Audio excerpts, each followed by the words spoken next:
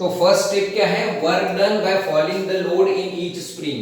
Number of springs कितने दिए हैं, 8 स्प्रिंग दिए हमें, टोटल स्प्रिंग 8 दिए। दूसरे प्रॉब्लम हम लोग देखेंगे तो नंबर ऑफ स्प्रिंग 10 रहेंगे, 12 रहेंगे, ऐसे चेंज होते रहेंगे, ठीक है। तो नंबर ऑफ स्प्रिंग यहाँ पर कितने दिए हुए, 8। हमारे पास में फॉर्मूला है ड्यू टू, अब ये कैसा है, एट एन हाइट फॉल हुआ ना, कितने हाइट से, 1.2 मीटर से फॉल हुआ, 1.2 मीटर हाइट से फॉल हुआ। तो यहाँ पर क्या पोटेंशियल एनर्जी के रिलेटेड ये प्रॉब्लम है, क्योंकि यहाँ पर पोटेंशियल एनर्जी यहाँ पर रहेगा ना वो एलिवेटर पे, और वो एलिवेटर फिर फॉल हो रहा। तो वर्क डन क्या हो रहा है, work done, this work is stored in the form of energy. कौन सा एनर्जी, पोटेंशियल एनर्जी। तो पोटेंशियल एनर्जी का फॉर्मूला क्या है, load P into H plus deflection of the spring, वो हमें फाइंड आउट करेंगे हम लोग। तो W is equal to P plus del P inside the bracket H plus del, equation 1। ये डेल क्या है, कॉम्प्रेशन इन ईच स्प्रिंग, हर एक स्प्रिंग का कॉम्प्रेशन। तो यहाँ पर कितने स्प्रिंग है, टोटल 8 स्प्रिंग है, तो हमें हर एक स्प्रिंग का निकालना है। तो अभी फिलहाल में हम लोग टोटल 8 स्प्रिंग के रिलेटेड देख रहे हैं, बाकी फिर हम लोग डिवाइड कर लेंगे उसको। तो डिफ्लेक्शन का फॉर्मूला आपको पता है, डेटा बुक से आप डिफ्लेक्शन का फॉर्मूला ले सकते हैं, dm/d is equal to c होता है, तो उसमें इसमें c का वैल्यू पुट अप कर सकते हैं। तो 8fc³ n upon G d, ये डिफ्लेक्शन का फॉर्मूला आपके पास में आ गया, डेटा बुक से आप निकाल सकते हो। इस पे पूरी वैल्यूज हम लोग पुट अप करेंगे। f कितना दिया हुआ है ये हमें फाइंड आउट करना है, c कितना है 6 दिया हुआ है, n कितना है, नंबर ऑफ टर्न्स 15 बोला है, रिजिडिटी कितना है 83 into 10⁻⁴, diameter of the wire दिया हुआ है 30। तो इससे हम लोगों ने डेल निकाला इन द फॉर्म ऑफ f, समझ में आ रहा है, इन द फॉर्म ऑफ f ये डेल का वैल्यू निकाला है, और ये डेल का वैल्यू हम लोग इसमें सब्स्टिट्यूट करेंगे इक्वेशन में, एनर्जी के इक्वेशन में। तो substituting the value of del in equation 1 कैसे आएगा, energy is equal to potential energy is equal to P inside the bracket H plus del का वैल्यू है 0.0104 f, ठीक है, ये in the form of f value आएगा।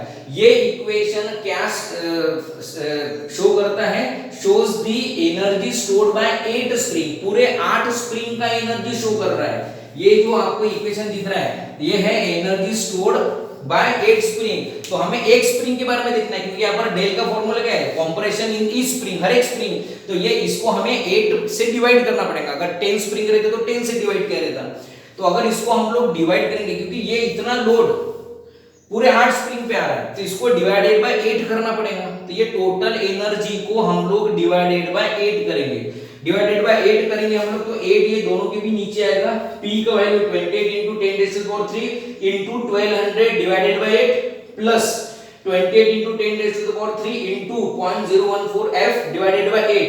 तो ये इसको डिवाइड करके एनर्जी का फॉर्मूला इस वे से आया, एक्सप्रेशन 4.2 into 10⁻⁶ प्लस 36.435 f, ये इक्वेशन 1 आया एनर्जी का। तो ये फर्स्ट स्टेप कंप्लीट हुआ, work done in the form of energy. Second, हमें स्ट्रेन एनर्जी देखना है। तो स्ट्रेन एनर्जी का फॉर्मूला हमें पता है, U is equal to 1/2 f into del, ठीक है। तो ये डेल हमें यहां से फाइंड आउट करना पड़ेगा। तो U is equal to 1/2 f into del, del का फॉर्मूला क्या है, ये in the form of f हम लोगों ने पहले निकाला।